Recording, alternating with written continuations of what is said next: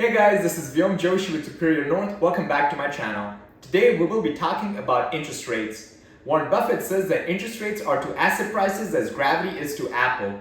What he's trying to say is as interest rates rise, it pulls down the asset prices. In other words, it deflates the asset prices.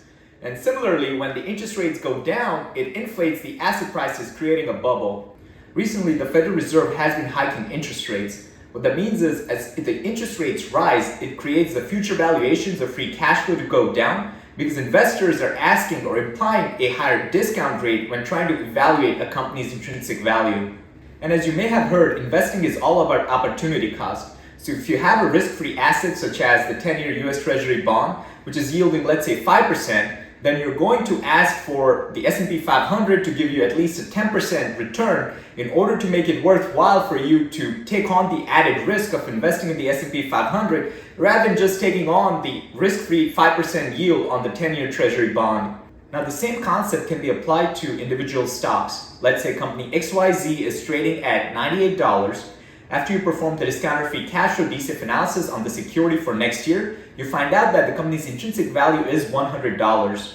You know that the Federal Reserve is increasing interest rates and the inflation is sky high. So you ask that the discount rate be 10%. In other words, you want to get a 10% return on this investment by next year. What this means is in order for you to get a 10% return, the company's stock price has to drop from $98 to about $91 in order for you to get a 10% return, so that by next year when the company's stock price is $100, you would be getting a 10% return on your investment. In short, as interest rates rise, the opportunity cost increases, which it compels investors to apply a higher discount rate when evaluating companies. What this does is the asset prices have to come down in order for the investment to be worthwhile so that investors are able to get that higher return on their investments.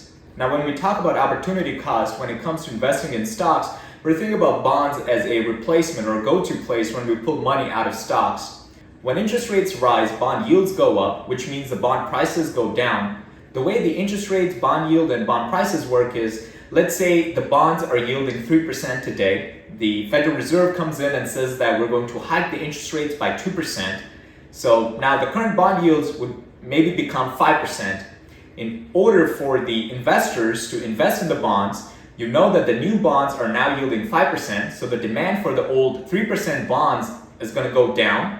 And as you know, the way supply, demand, and prices work, when the demand for that 3% bond goes down, the prices go down because now investors want that 5% return in order to make that investment worthwhile. So overall, the bonds that yield 3%, the prices of those bonds go down until the yield becomes 5%.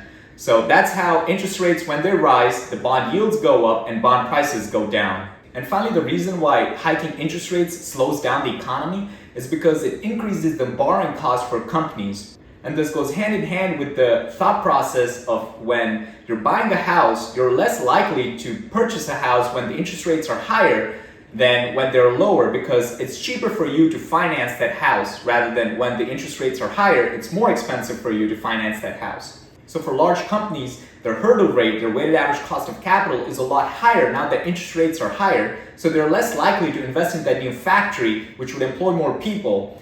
Hence, when the interest rates rise, it dampens the economic growth, which leads to lower sales and lower profits for large corporations. Hey guys, that is all I had for you about interest rates today. Hope you liked this video. If you like this content, please do like, share, comment, and subscribe. And if you have any suggestions on which topic I should review next, please leave it in the comment section below. I'll greatly appreciate it. Thank you.